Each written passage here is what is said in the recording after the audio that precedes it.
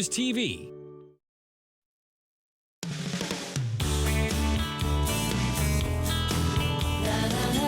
You're here now too.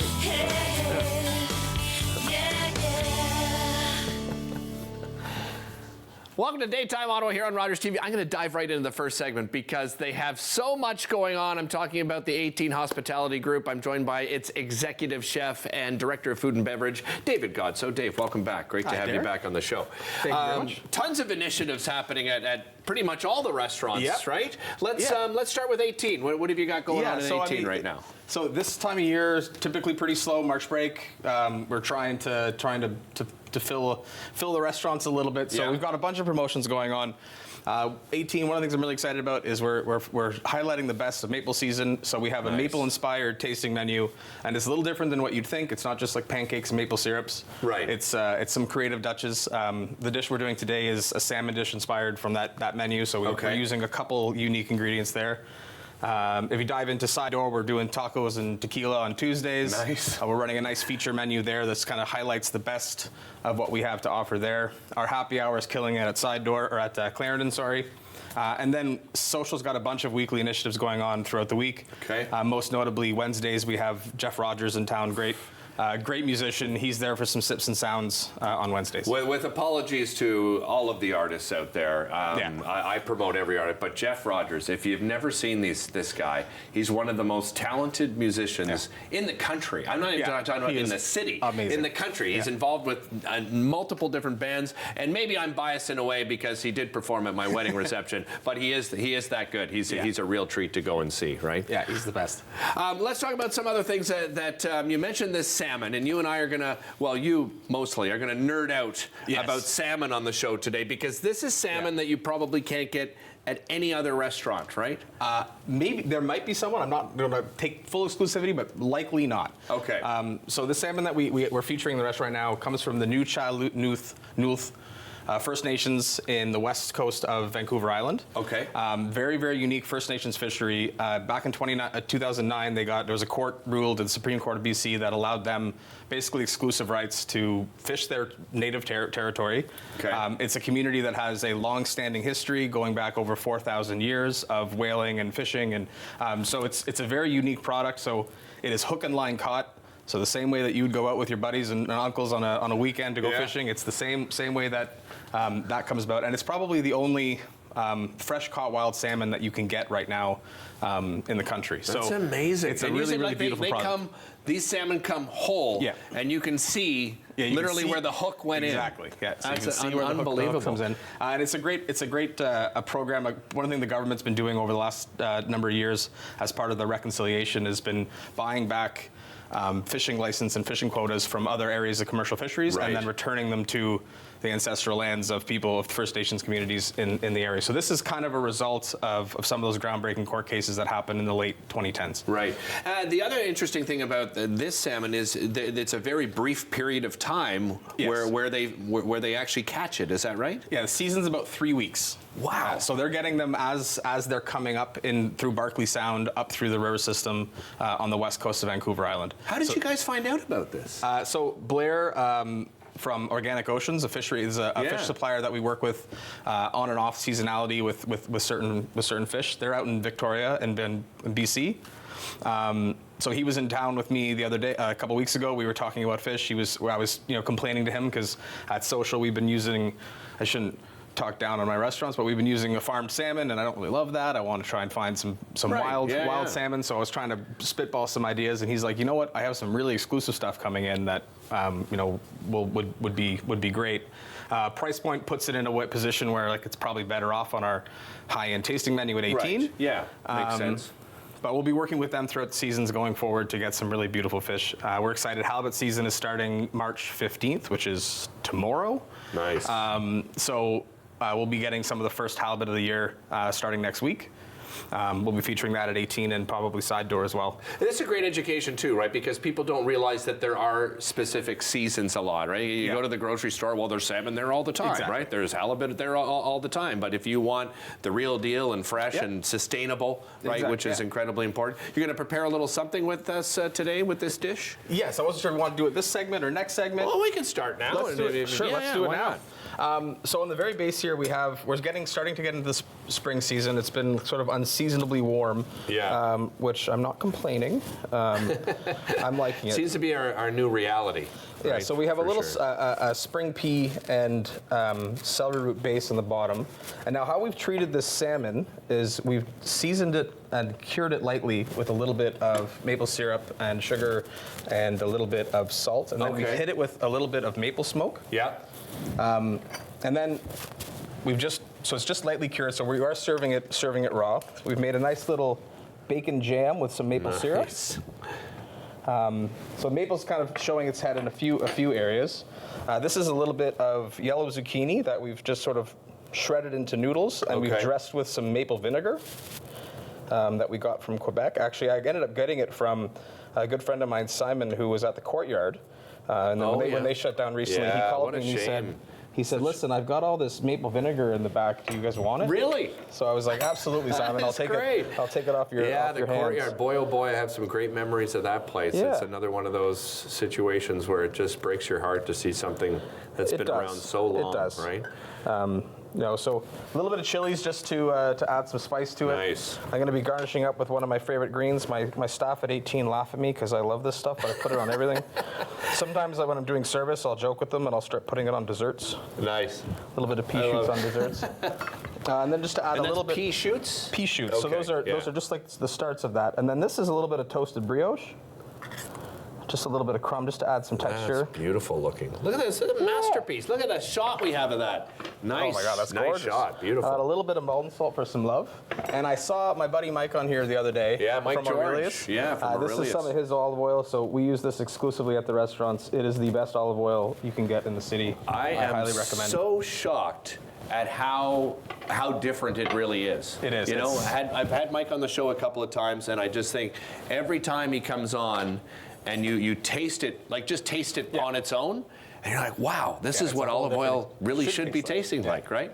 Yeah, it's a beautiful. So this is a nice, beautiful, delicate presentation of that salmon. Again, you've known me a while. I really like to serve things raw in their truest form. So this is trying not to. I'm not searing this and covering it in butter and trying to kill it. I want the flavor of the fish to stand out. And then just kissed with a little bit of maple syrup. Are you using the salmon in other ways, or is this the specific dish? On our menu, we have some that we've cooked. Right now, we're using it because we're limited on the quantities that we can get. Right. We're using it specifically on course 2 on our tasting menu. But then as the year will progress and as we can get some new fish, we'll be featuring them. In and out on our menus when we can. Yeah, and when you have high quality, right, you can be assured that you can eat it raw. You know, and I know a lot of people are sometimes intimidated by raw fish. Yeah. If you've got quality like this, you do not. I'll get you to smell this because you'll see it's just clean. Oh my goodness. A little bit of smoke. Yeah. No fishiness going on.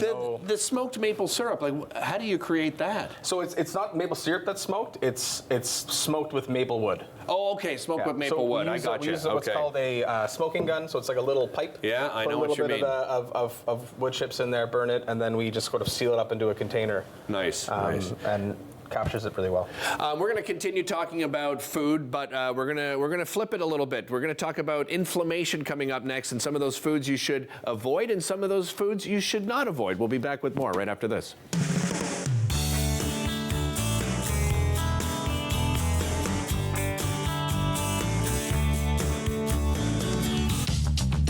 This program is brought to you by Ignite TV.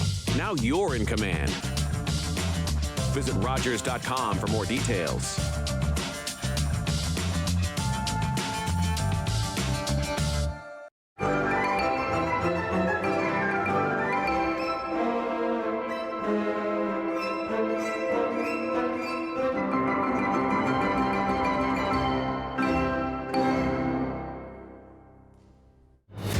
This guy's just absolutely dynamic when it comes to putting the puck in. This guy, something else. Here comes the 67th. Wow.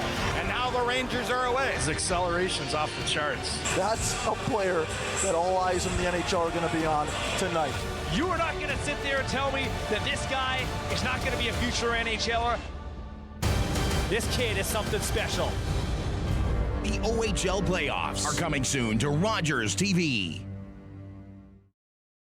My name is Risa Solomon St. Louis, and I'm the chef and owner of Bacchanal Taste the Caribbean Lifestyle. I love to eat, I love to cook, and this is one of the reasons why I became a chef. I'm excited to share some of what inspires me when you see me at farmers markets, when we're catering, through our prepared meals, and even our sauces and spice blends that we're known for. Thank you for coming into the kitchen with Risa. With Rogers TV, you can cheer on the home team from the comfort of your living room. We'll head to the rink, the field, the court, or the pitch, so you don't have to. Tune in and cheer on your local amateur athletes on Rogers TV.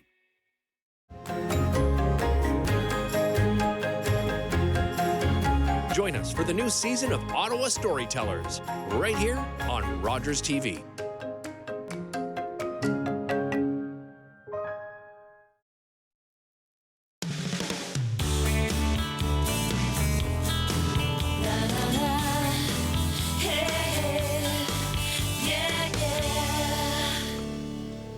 Welcome back to the show. Well, we're certainly not saying, don't treat yourself, everything obviously in moderation, but David and I sort of kind of turn to each other and goes, at the end of the day, don't eat garbage. I mean, that's often what it comes to. We're going to talk about inflammatory foods with David in this next segment. And Dave, inflammation.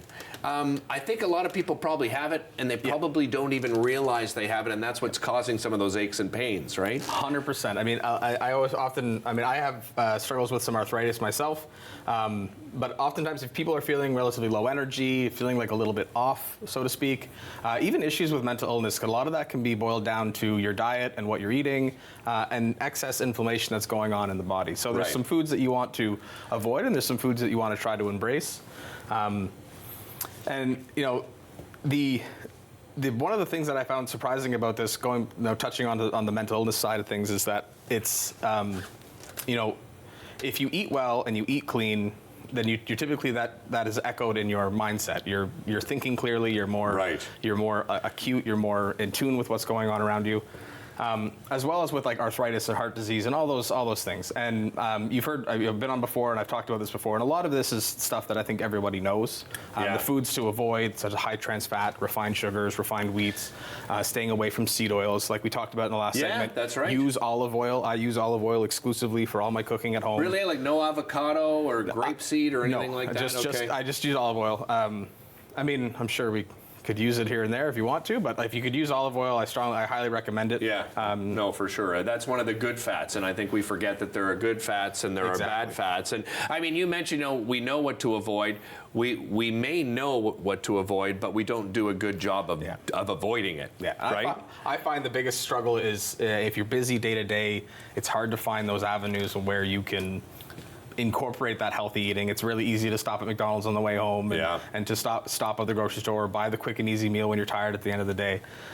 But you should look at how you're feeling in your day-to-day life and think maybe the reason why I'm feeling this way is because I am carrying around some excess inflammation, and if I did incorporate some more omega-3 fatty acids, I have in my notes here omega-3 bad, omega-3 good, omega-6 bad. Right. So that's omega-6 you'd find a lot in seed oils and things like that would really weigh you down, really cause that excess bloating and inflammation. Right. Incorporate leafy greens. Lots of berries have very good antioxidant properties. Blueberries, pomegranates, those are great things to incorporate in your diet. And one thing that I really love is a turmeric supplement. Incorporating that into your daily vitamin mix.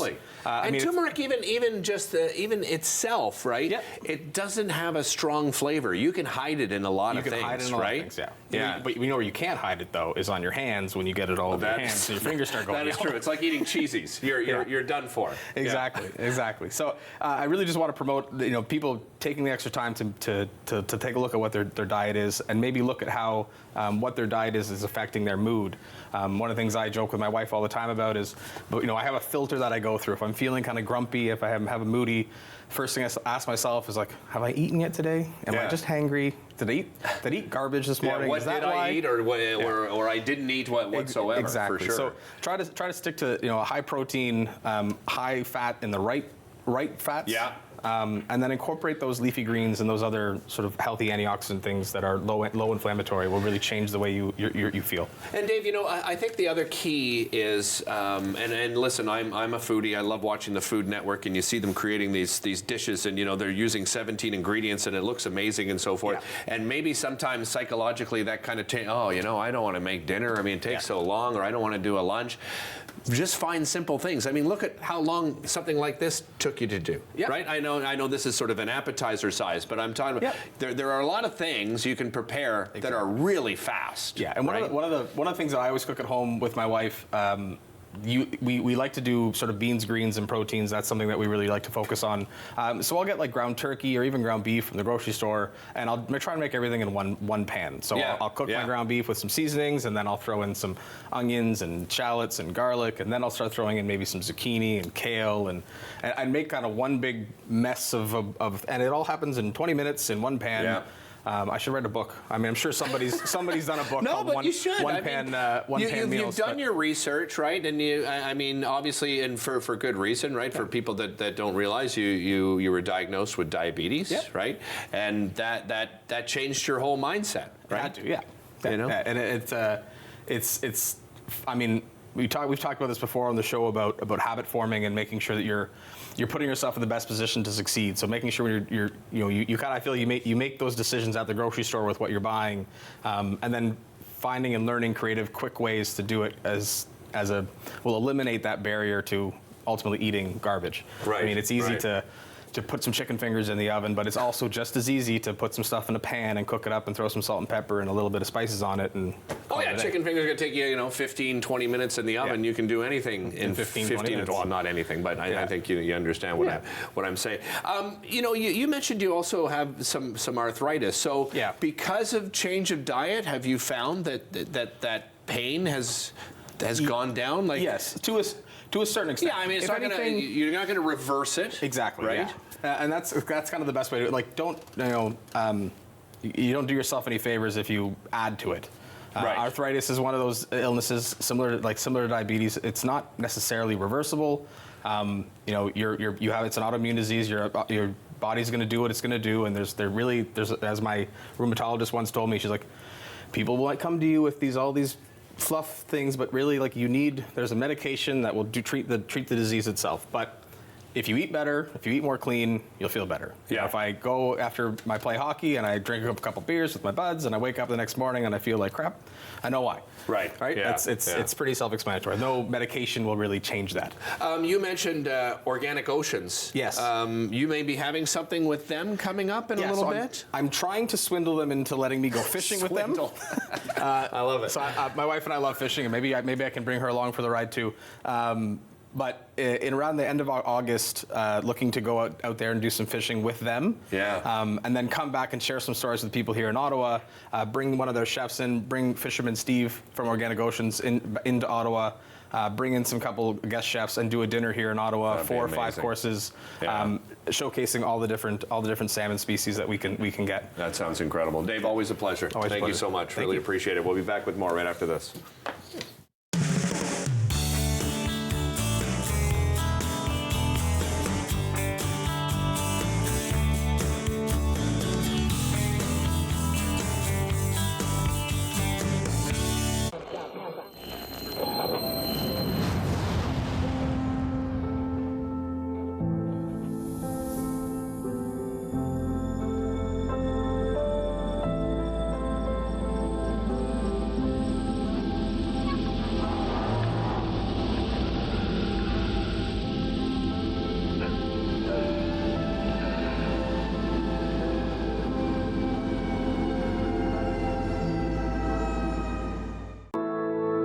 My Uncle Cheney was one of over 150,000 Indigenous children that were taken to residential schools between the 1800s and 1996. My uncle ran away from school wanting to get home to his mom and dad, and sadly he didn't make it and died of exposure. When Gord Downey found out about my late Uncle Cheney's story, he wrote Secret Path, a series of poems that became an album, then a graphic novel, a documentary, and a concert. Gord met my family, and together we formed the Gord Downey and Cheney Winjack Fund. Together, we are sharing Secret Path and other reconciliation resources with legacy schools, setting up legacy spaces across Canada, and hosting events like Secret Path Week to inspire all Canadians to engage in reconciliation. Before he left us, Gord asked us all to do something. You're going to figure it out. Will you join us? Together, we can make Canada a better place.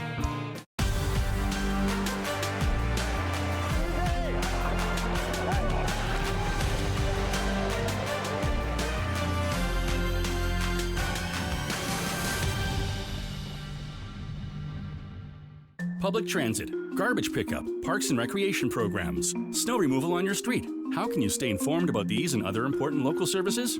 Tune to City Council coverage on Rogers TV. See your community leaders at work on Rogers TV City Council coverage.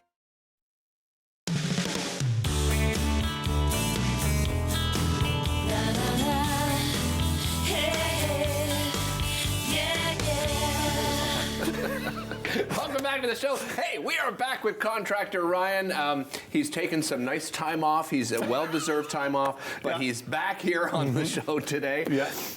Welcome back. Great to have you. I also just had one of those chilies over there, so if I start coughing, I apologize to all my guests and our viewers.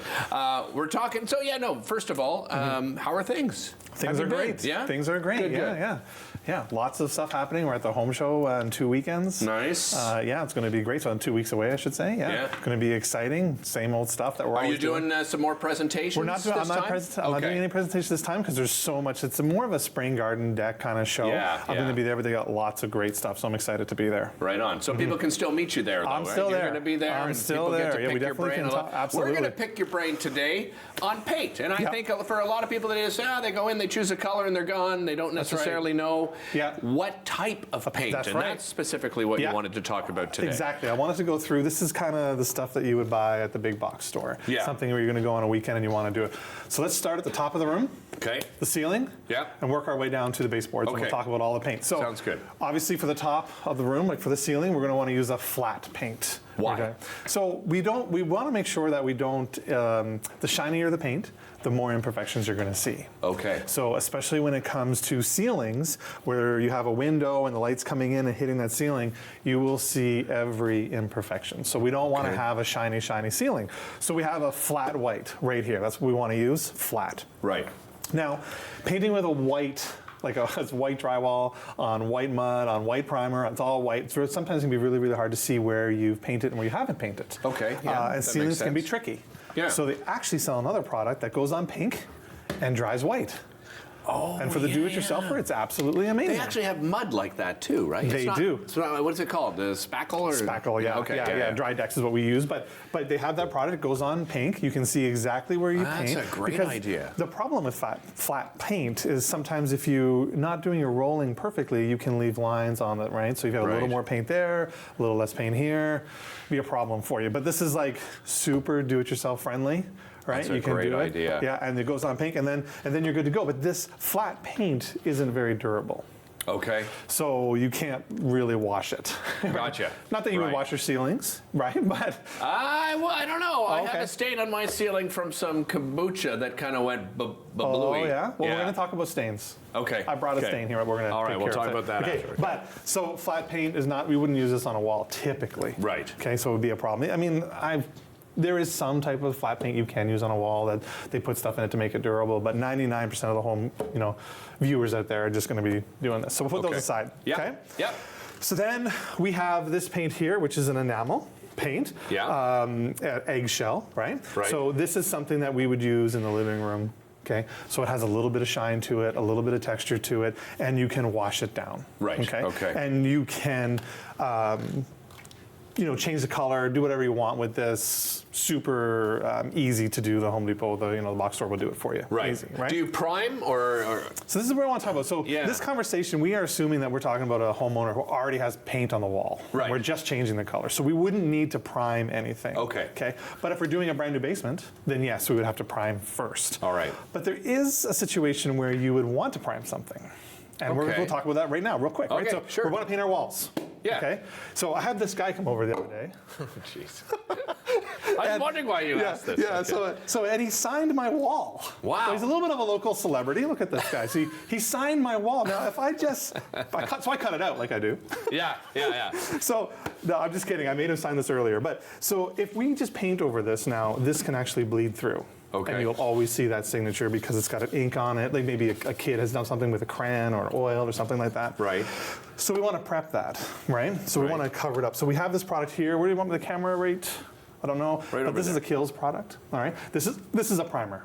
Okay. Okay. So we would just take this, give it a shake, spray. I'm not going to do it because it's really stinky. Okay. And you'll hate it. But we don't want it all over the place. yeah, either. exactly. Yeah. But we would just prime that one area, just that one, because we're not trying to cover any imperfection. It's just like a stain. Okay. Say like a water stain. Yeah.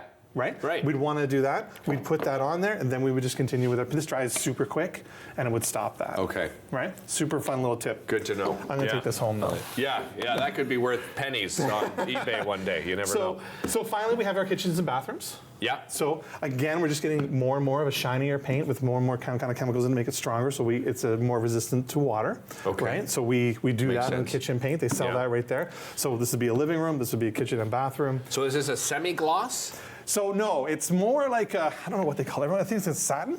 Yeah, Oh, satin. satin. And I forgot. Yeah, yeah. satin too. So every paint manufacturer has a different name for it. Sometimes it's confusing, but this is kitchen and bath. It allows it to it's easier to wipe down. So when you get that spaghetti sauce all over the wall or whatever, you can wipe it down.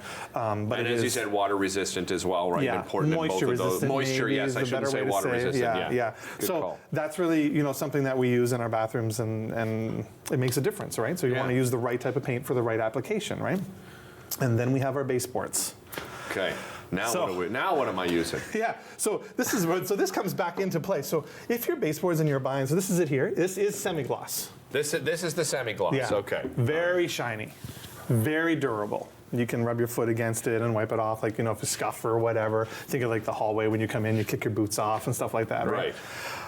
Super strong, super great paint, very, very shiny. We'll show every imperfection. Okay. Right?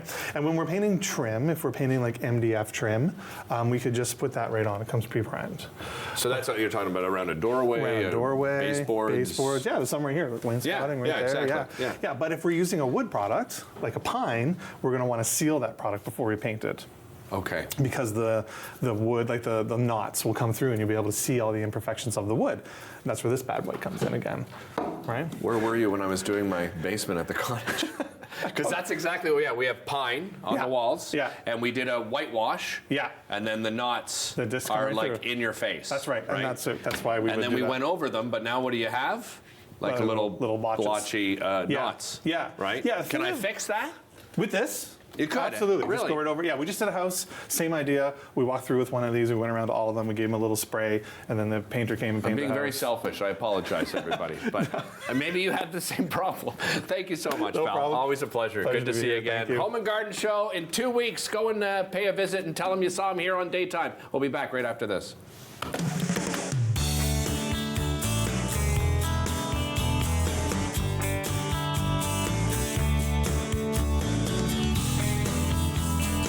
Like most of Canada's film and media industries, Todd Studio is mostly straight and white. But by pledging to check their privilege, Todd Studio can now help fund programs to finally create a more diverse talent pool. And Todd, you can stop hiding behind this plan. What? Actually, I'm in the vents. Stop hiding from our industry's lack of diversity and pledge to help POV fix it. Go to checkyourprivilege.ca.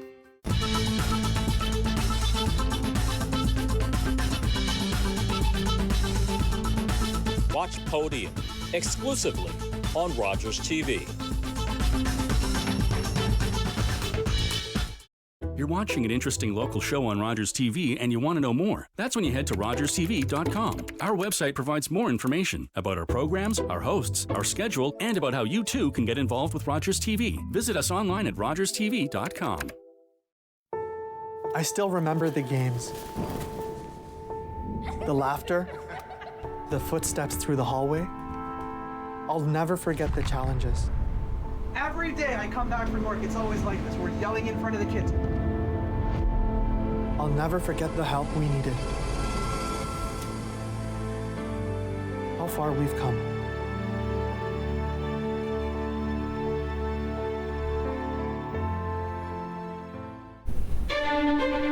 Learn all about the creation of the National Capital Region on The History of Ottawa, according to Phil Jenkins, on Rogers TV.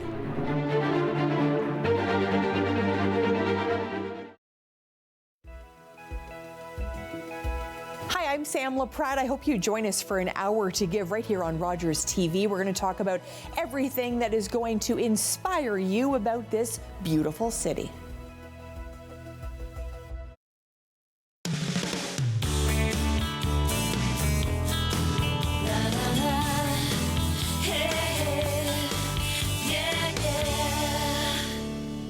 Welcome back to the show. If you want to transform your life, first of all, you have to make that decision. And secondly, you have to find perhaps the right person to help you during that transformation. Well, my next guest has a great 6-week program we're going to tell you all about. And we're also going to talk about her incredible abilities and how she helps so many of her clients out there. I'm joined by Denise Fournette, intuitive life coach and psychic medium. Welcome back. Well, great to have you Thank you very much. Thanks for having me. You and I have talked about this both privately and on the show, and the fact that, you know, you found out you had these psychic abilities. So take me back to that time when you realized you had these abilities. It was late teens, and or actually earlier than that, I should say. And I realized at some point that not everyone had the information that I was getting about other people. And it was obviously confusing at first. And then I realized, oh, great, I'm a psychic. Now what? Yeah, like was it a challenging time? It was. Well, at first, I'll say yes, it was. Okay. And because what I remember thinking, now what? What do you want me to do with this? I didn't feel like I was created to become a psychic medium. It didn't fit in the way my brain works. It didn't fit in the type of family I was brought up in. I didn't want to look weird, and I didn't want to, it was just too out there for me. So for a very, very, very long time, I just kept it quiet. Interesting. So did you ever eventually, did you tell your family eventually, and how did they react? Well, now they probably know because of the changes I've done on my website. Right. But, so no. Okay. To answer the question, okay, no. I appreciate your honesty on that. My father passed away about 3 years ago, and he never knew, excuse me, he never knew. So no, it's not something that I openly talked about at all, actually, no. But you are now, so why now? Well, a lot happened in the last, I'm going to say 4 or 5 years. In my private life, a lot of family deaths, a lot of business changes, things like that. And I reached a point where I'd had enough. I just wanted to be me. And I just stopped caring in the sense of what other people thought. Right. And I utilized my gifts all the time, but I never told people. They just thought I was an amazing life coach, which I am. That I know. So yeah, you are an intuitive life coach. So then, you've obviously, because I'm sure you were doing it without, necessarily your clients knowing it, but now you specifically made a decision to integrate that. That's right. How has that changed the way that you coach and work with clients? Well, it actually hasn't really changed much because, again, I was utilizing this prior coming out. They just didn't know. Yeah. And so when I did decide to remarket myself and rebrand myself and change my website, I have to admit, I was a little concerned because I've been doing coaching now for a very long time. Yeah. And I was concerned that my existing clientele would say, wait a minute, Denise is a psychic medium, and I would lose them because, and so what has the response been? 100% amazing. Yeah, I'm not surprised. I was. Really? Oh, absolutely.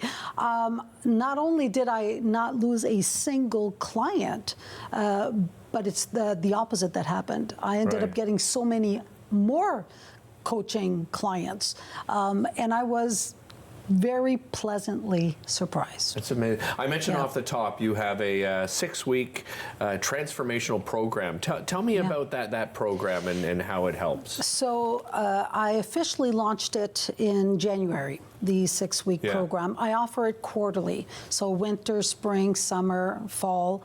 And what it is, it's a 6-week, and I love the fact that, because I do coaching, but what the 6-week program does, it engages individuals week after week after week, and they don't lose the momentum on working on change. Right. So the program is about making changes. So whether you're feeling stuck, whether you're not getting the results in your personal life or even in your business life that you are wanting, the program is all about mindset, what you do on a daily basis, what you do on a weekly basis, things that could maybe be preventing you from achieving what it is that you want, and what can you do to make those changes. And of course, a big bulk of that is setting healthy boundaries, understanding who you are, understanding your priorities, and how you apply it on a daily basis. Healthy boundaries. That's interesting because it can be so individual, right, Yes. to everybody.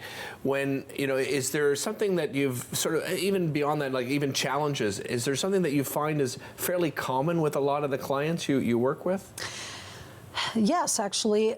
Number one is they don't understand what a healthy boundary is, and the ability to say no when it doesn't resonate with who you are and what you believe in.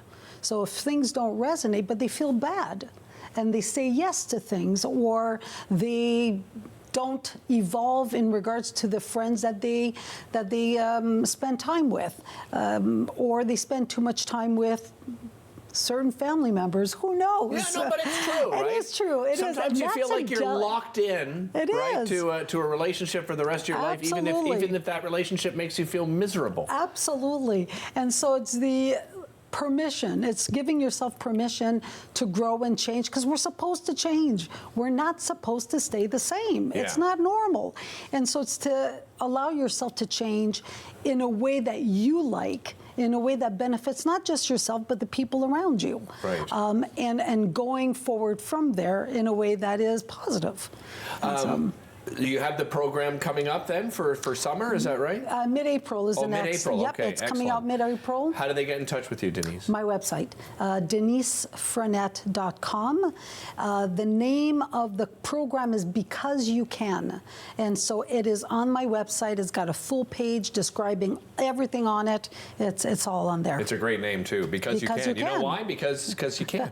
Thank you so much. Great to see you again. Much. We'll be back with more right after this. Don't go anywhere.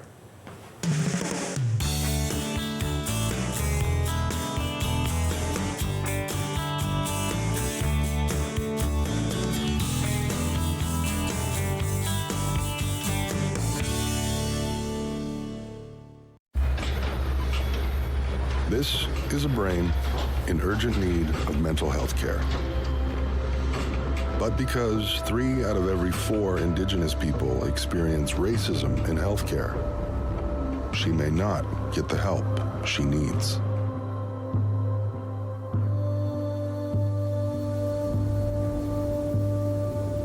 Become an ally.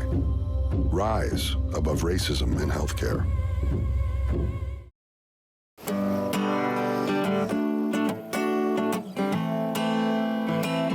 I'm a singer-songwriter from Six Nations, and I've been writing songs about my experience, and with that being said, it's helped me hold hope in my heart in following my dreams and being resilient to everyday Indigenous battles. Competition between spirit, earth, and wind, let me tell you now. This song in particular, The Shiner, is a special song that I wrote for my grandfather. He was a snow snake maker, and that is a Haudenosaunee winter sport. It's my job to educate and to share, and the music allows me to do that. He'll be shining snow snakes and mudcats to the end of his days.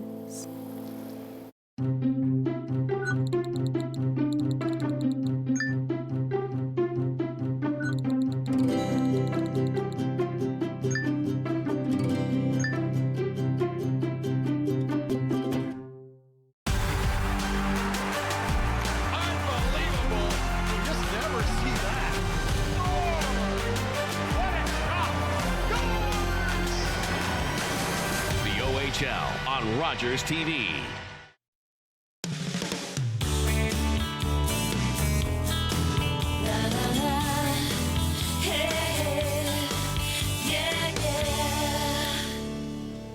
Welcome back to the show. I think we're going to surprise you in this next segment because when I say to you, what do you think sustainable publishing is, you may have something in mind that perhaps isn't necessarily true.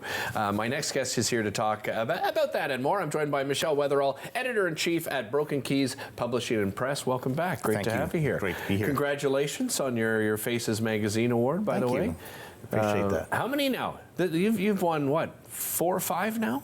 I think 5 or 6. 5 or 6. You see, you can't even keep count. But congratulations. And all in the family. Your wife won an award, your daughter won an award, and yourself as well. I mentioned sustainable publishing, and I think it's a really interesting topic because, as I mentioned off the top, Michelle, I don't think a lot of people are thinking about it the way perhaps we're going to discuss it today, right? Yeah, it's very counterintuitive. I have a 37-year background in the print and publishing industry, and I spent the better part of 4 decades listening to the misinformation a lot of people believe, and it's that books, paper mills practice clean-cutting forestry, and they don't.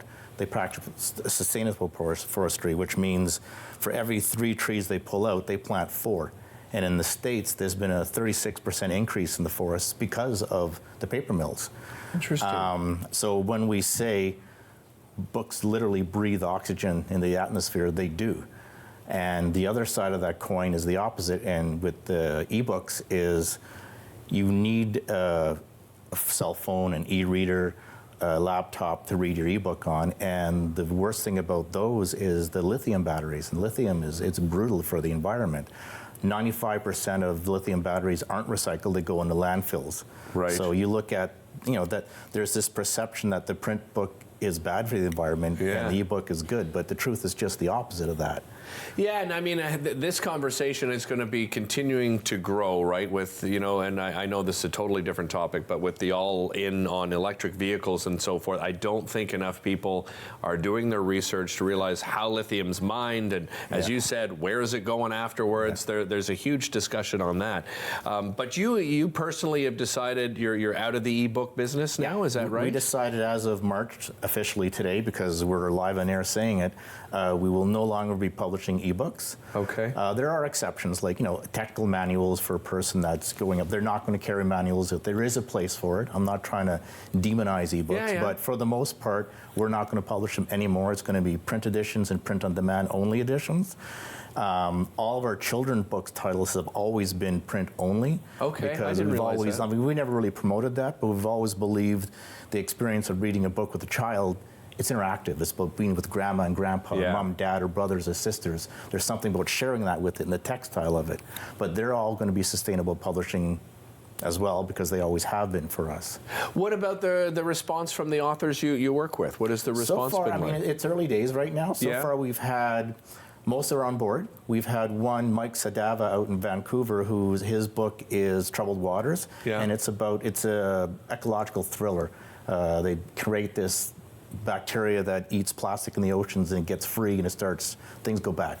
Okay. But he was published last year, and he wants to actually go with that. So his title with the ebooks are now going to be removed. It's going to be solely print and print on demand. Interesting. And that's one of the things we said is we're not going to go back on previous published ebooks and renege on them. Right. Unless the author wants it. And some do. Some actually figure, let's go with this.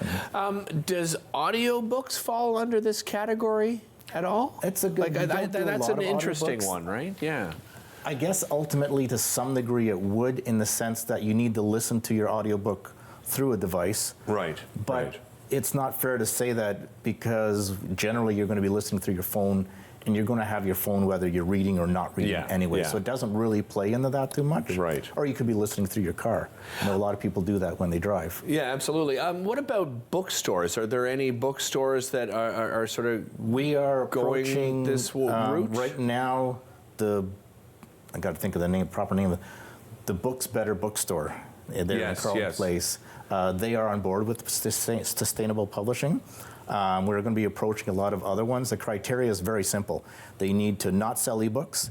not sell e-readers, and they need to have a sustainable publishing title on the floor. Okay. That's it. There's no fees. They get a poster, they get the logos, they get to promote on their social media accounts, and we're going to go that route.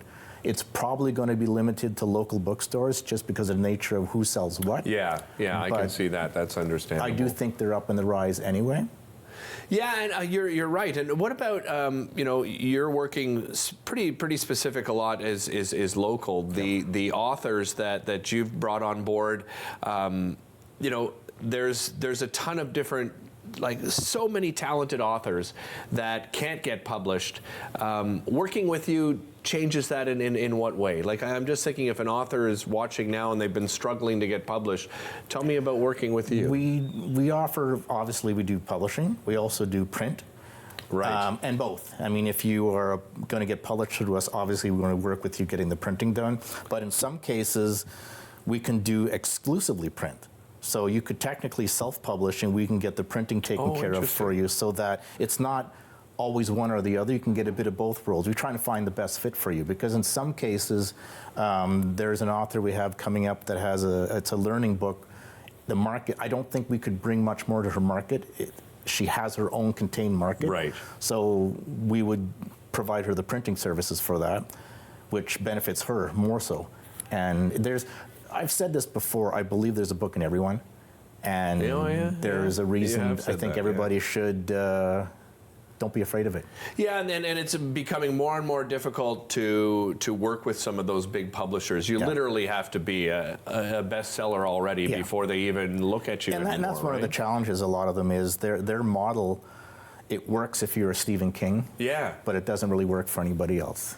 And I don't want to say their day is done, but I think with the advent of the new technology, the print on demand, the e-books, the market's changing. Yeah. So there's a lot more people can get in, and rightfully so. There's an immense amount of talent here. For sure. People are getting turned away, and where do they go? It's nice to be able to, to go to somebody like this guy right over here. You can find out more by heading over to brokenkeypublishing.com to reach out. You can find him on social media as well. We'll be back with more Daytime right after this.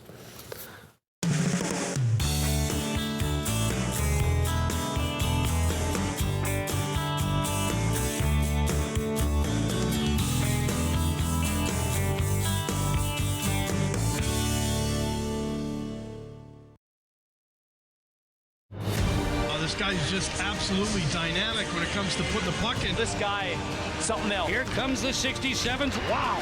And now the Rangers are away. His acceleration's off the charts. That's a player that all eyes in the NHL are going to be on tonight.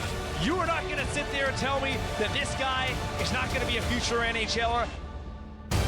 This kid is something special. The OHL playoffs are coming soon to Rogers TV.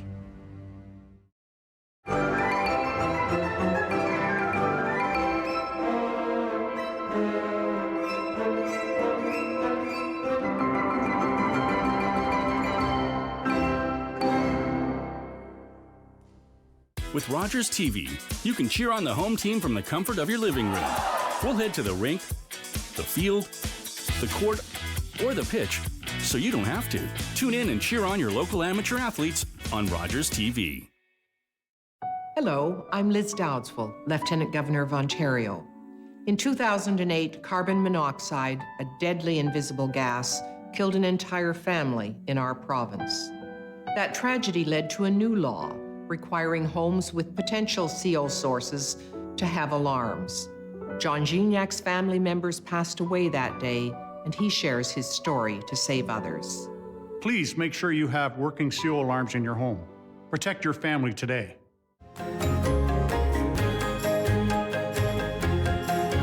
Join us for the new season of Ottawa Storytellers, right here on Rogers TV.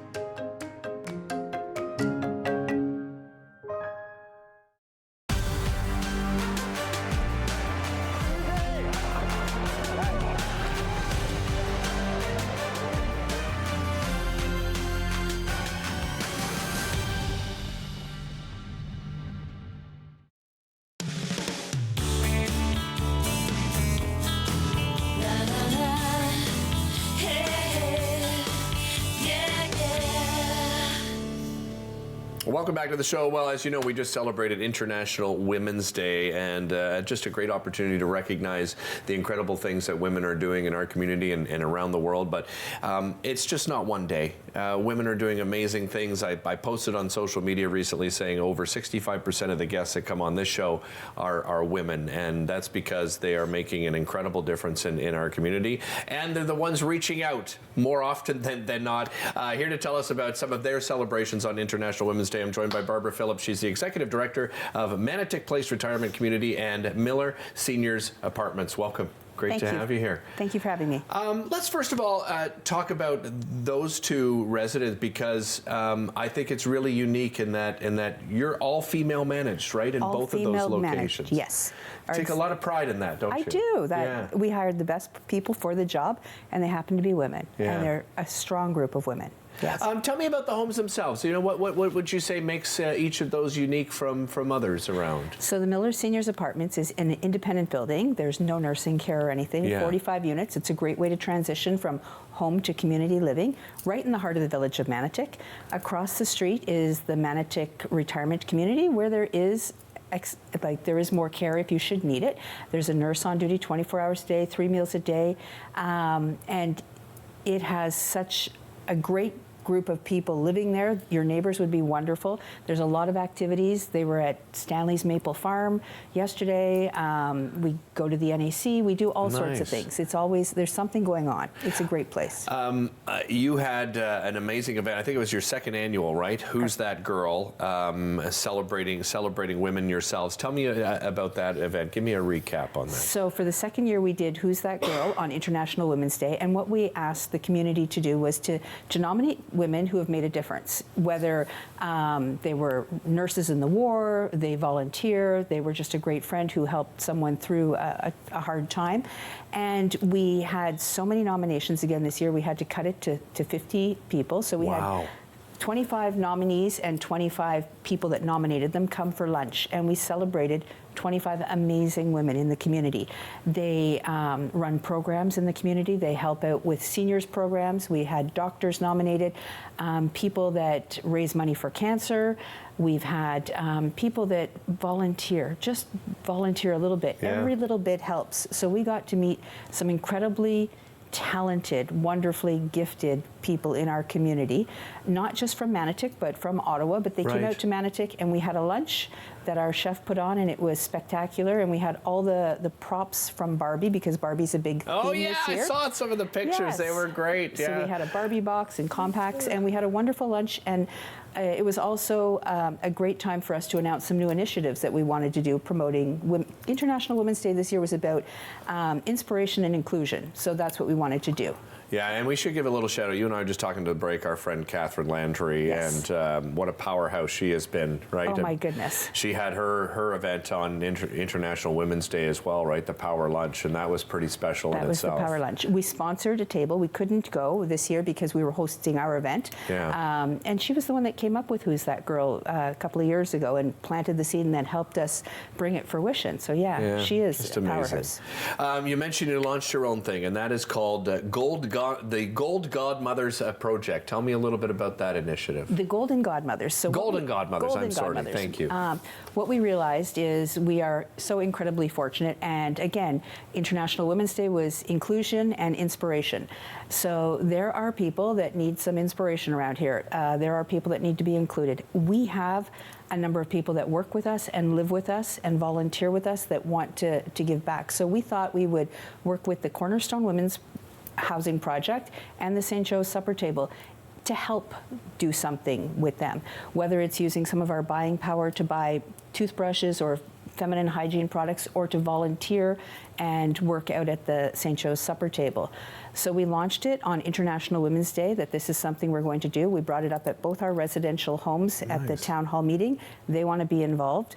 When we brought it up last Friday, there were people at our event that in the community that also said, hey, I can do something. I knit hats every day, or what can my club do for you? So it's wonderful. One little, again, idea that so many people can help. Are we going to be there every day? No, but we hope to get there at least once a month. We're looking forward to meeting with Jen and with Amber at the end of the month, and taking a tour of Cornerstone. They've got 4 homes right now with a 5th opening up, and there's a crisis center. So yeah, we're excited to start doing work with them. Barbara, it must energize the residents, right? That's the first thing that comes to mind to me is, we're going to be part of something special. Absolutely. Everyone feels good doing something. So whether it's helping to volunteer, come out at St. Joe's supper table and help on a Friday afternoon, or if it's we've got a box going when you move into community living, usually from a home you have a lot of excess furniture and clothes and things like that. This is a great way if we can recycle and give someone else a helping hand to get going. We'll do that. And they want to do that as well. Yeah. So, what about a call to action? If viewers are listening in and they want to be a part of, helping out, what would you suggest? I would suggest that you follow us on our social media. There will be more things posted there, and I would challenge any other retirement home to do the same thing. Like, come on out and help. There's enough for everyone to do a little something. I love the challenge. Yes. You heard it from Barbara. The other homes out there, Barbara's put out the challenge to you, and again, look at the response from the residents. It brings people together. It helps others. It's a win-win. Barbara, thanks so much for joining us. Really appreciate the time. We'll be back with more right after this.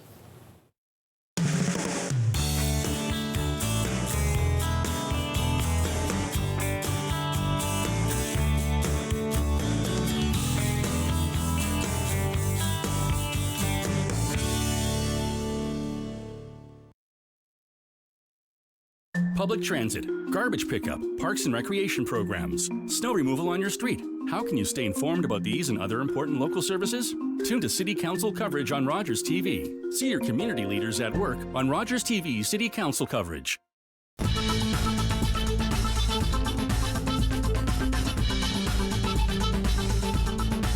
Watch Podium exclusively on Rogers TV. You're watching an interesting local show on Rogers TV and you want to know more. That's when you head to rogerstv.com. Our website provides more information about our programs, our hosts, our schedule, and about how you too can get involved with Rogers TV. Visit us online at rogerstv.com. Learn all about the creation of the National Capital Region on The History of Ottawa, according to Phil Jenkins, on Rogers TV.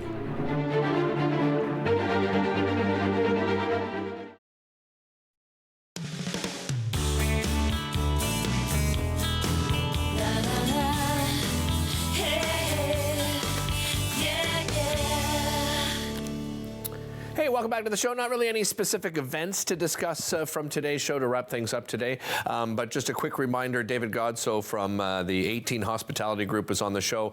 They've got a lot of different initiatives happening, but the one at Restaurant 18, they have that maple tasting menu that's going on. That tasting menu runs until March the 29th, so if you want to try that just beautiful salmon or any of the other wonderful dishes with that theme around maple syrup, make sure you reserve a table sooner rather than later. A big thanks to Ryan Branton. Just a reminder as well, we're going to talk about it next week too, but not this weekend, but next weekend is the Ottawa Home and Garden Show. So Ryan's not there presenting this time around, but he will be there, he and his team. So if you want to pick his brain and talk about some of the things, or you need help with a home renovation, he would be more than happy. And there's tons of different people with different skills that are at these home and garden shows. So make sure you get out there. There's going to be some special guests and different presentations as well. And as I said, we'll talk about that more next week on the show. As well, I want to remind you, if you have a story idea, please reach out to me. You can reach out to me on social media, Derek Fage. I'm all over social media. Thanks so much for watching. We'll see you next time here on Daytime. Connect with us by visiting our website or email us at comments@rogerstv.com.